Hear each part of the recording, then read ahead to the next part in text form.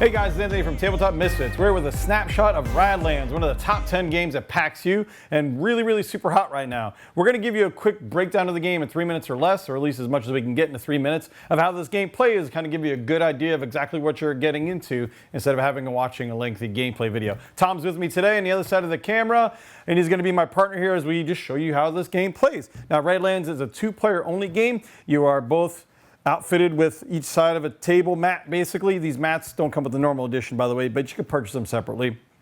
You have 2 sides of the same coin, basically. You each have 3 vertical lanes.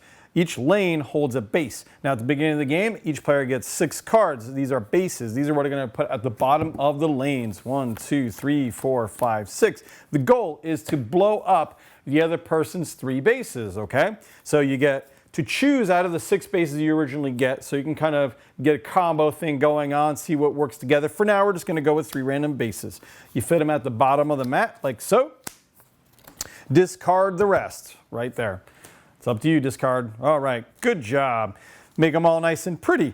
Now, you have 3 lanes, you have your 3 bases. I want to blow up his 3 bases, so what we're going to do is we're going to get punks, we're going to get bad guys, we're going to get post-apocalyptic dudes, if you will. These are our cards to put out onto our field in front of us. We also have a water silo, which is used to save water, which is our resource. And we have a raiders, which is kind of our main method of doing damage. Now, at the beginning of the game, the first player starts with 1 water.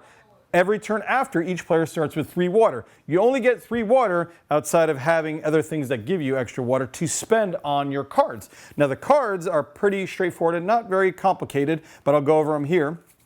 You have 2 flavors of cards, basically. You have events, which have this yellow border. Events are all very similar. They have a cost in water, which is what you spend here, obviously.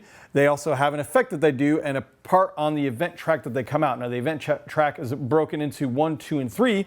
The card will tell you exactly where the event track it comes out at. Now, that's very important because these cards will move forward as the rounds go by, and I'll explain that again later. Now, so for example, if I put that out, it would go here because it has 1 event on it. Now we have regular cards, which are going to go out onto the field. They have a white border to them. You are able to put them out in the field in any of your 3 lanes, wherever you want. The thing is, though, you want to try to protect them if you have anybody good, and especially you want to protect your bases. So you want to put it out probably in the most vulnerable areas, and when you put out cards later, you have to shuffle cards around. When you put out other cards, you can actually push these forward if you want to protect maybe someone more valuable in the back, or you can put them ahead of the other one. The cards in front are going to be what's taking damage. Anything that doesn't have a card in front of it is what's called unprotected, and they reference that in the game from time to time. Largely, those are the things that are going to be taking damage as you go along.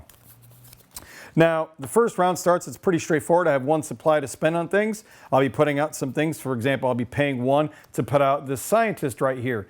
I put the water token on him to signify that he's out and paid for. Now, when things come out, like when punks come out, when people come out, they are not ready yet. And the reason that's important is because most of them have special abilities. Like, for example, this one, you could pay 1 water to him, and he discards the top 3 cards of the deck, and I can use the junk effect on one of them, which brings me into my next thing, the junk effect. What happens is junking is just basically discarding a card. You have different icons at the top of the cards, and we'll show you some pictures later here, but each one does a different thing. For example, if I junk this card, if I discard it, it gives me water, so I get an extra water resource to spend on my turn. Or for example, this one will heal people, or this one will put the raider into play, which always comes into event slot 2. So junking is a very important aspect of this game, as well as card management. Card management, I'd say, is probably the most important thing. Wouldn't you say, out of this game? It's the quickest thing to have to get used to. Yeah, because card management is everything. You don't have a normal draw phase. So, for example, if I put this out, that would be the end of my turn. If I don't junk anything, let's say that's the only guy out, it will go to Tom's turn. Now, there's no normal draw phase. It goes to him. And what happens is, the first thing that will happen is any events on this track will move forward 1 space. What happens is the events will fire at a certain point. The only difference is how long they take. The more powerful events will usually start at 3, medium, and light effects usually going up 1. And so at the beginning of his turn, effects would move forward. He has now 3 water to spend. You always refresh at the beginning of your turn. You get 3 water. Anybody that was put out last turn is able to use their abilities. Bases are able to use their abilities at all time. Bases all have abilities that are able to be used. And I'll go into that a little bit more as we go along real quick. And largely in our gameplay video, largely what you need to know is bases always have abilities that are able to be used. So go ahead and just throw a practice card out there real quick, show the audience what they want to see. Throwing an assassin out here. I'll use the one of my water. Awesome. I don't like that guy. That guy's really nasty. Yeah, he's done a lot of damage in many games. Oh yeah. So now Tom still has 2 resources left. Now you have some general things you can do outside of spending for your cards. You can actually also pay 2 water to draw a card. Since there's no drawing cards in the game normally, you actually have to pay your resource to draw cards, which brings up a lot of important decisions, because if you run out of cards, which you do really fast, you have to spend your turn drawing cards. And then if you have a leftover, so you can't spend that one leftover, you can dump it into the water silo, which puts this water silo card in your hand. And its whole purpose is to save that 1 water so you have an extra water the next turn. And you basically have 4 water instead of the normal 3. Is that all you're going to do, buddy? Actually, I'm going to put a repair bot out here for 1 water. Also a good guy. And then I'm going to toss this card and use its value up in the top left corner, the effect icon, to give me a punk. Very cool. Which they're basically cannon fodder in this game. And you put them out card side up, and you can see that basically he's going to protect this card and this base in this row. Yeah. And they work exactly like people. They just don't have any abilities. They're just generic dudes to be slaughtered as we feel. And we're going to go back and forth like this as we go along. Most of the game is us taking out these punks. I'm sorry, Tom. You can finish your turn if you I want. have 1 more turn, so I'm going to put this in the water silo or take the water silo. Awesome. And then next turn, he lets him discard that. And anytime you discard the water silo, it goes back to the same slot. These cards are always going to be repeatedly going back to their slots because they're just reusable. And then it would go to my turn. Like I said, there is no draw in any way. I would basically refresh my water resources. I get 3 water resources back. He's available, his abilities are available to use now. And I'm pretty much stuck with the 4 cards I had starting in my hand. And I pretty much carry on like this. I can draw more cards. I can try to use the cards I have, discard the cards that do effects.